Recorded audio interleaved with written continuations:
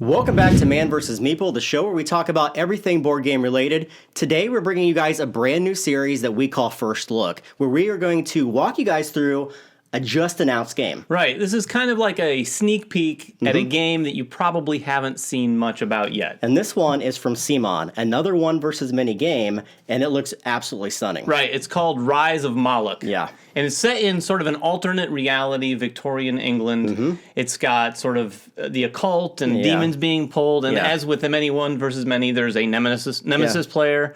And then the players are part of a group. They're called the Gentlemen of the Unicorn Clan or something like that, which is really kind of cool. They're all these kind of steampunky looking guys. And there's 5 different classes in the game. There's Arcanists, Dilettantes, Knights, Mechamancers, and then people that turn to monsters like Draco there, who's like a giant werewolf guy.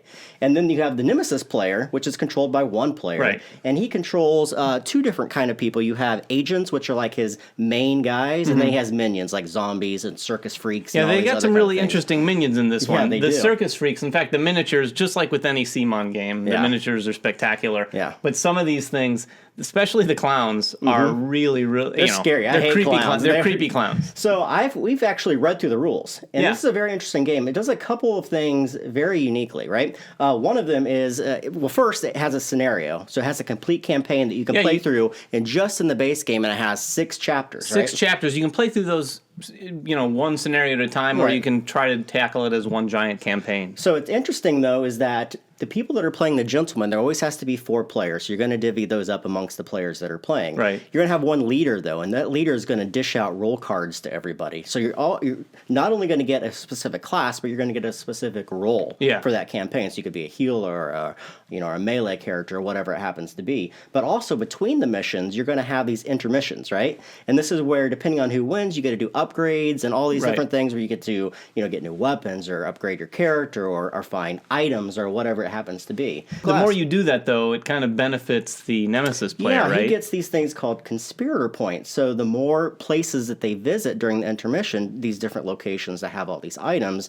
the more conspirator points that the Nemesis player will get, which also allows him to kind of do different schemes for the upcoming campaign. That's one of the cool things. In reading through the rules and watching a couple videos that they sent us, the back and forth between the Nemesis and the players, in terms of like if the players go and upgrade, then the Nemesis is going to get those conspirator points. But during the game too, they can use ether to pull off special abilities and all sorts of different things. But when they do, that ether goes straight over to the Nemesis so that he can then use it with his minions and leaders. I love that idea. So you're kind of constantly balancing your abilities and doing things that empower you, but it also is giving the Nemesis player a chance to fight back. And they've done that before in a couple of their games. I really like that because it adds that extra layer of choice. You're not just like using all your guns, everything you have at your disposal.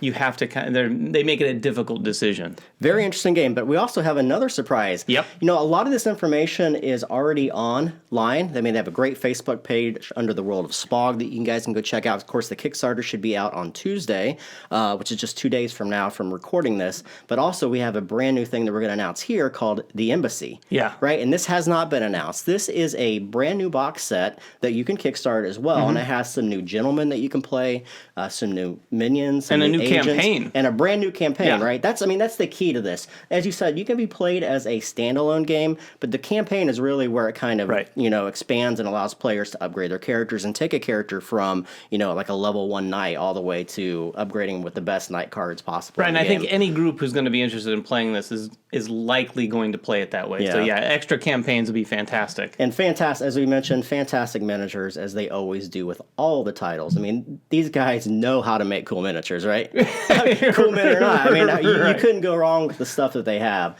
So, guys, that is The World of Smog, Rise of Moloch, coming out in just a couple days on Kickstarter. We'll probably see it maybe by the end of the year. Make sure you guys go to their Kickstarter page, back it if you get a chance. If you have questions, we'll always ask the developer and see if they can answer any of our questions. We can't wait to get our hands on this one. I mean, we love all of their one versus many games. This is no exception. Make sure you guys make comments below. Subscribe to us as always. Follow us on Twitter, like us on Facebook, and all everything else that we do. And come back. Who knows what next we'll have under first look. So catch you guys later. Bye-bye.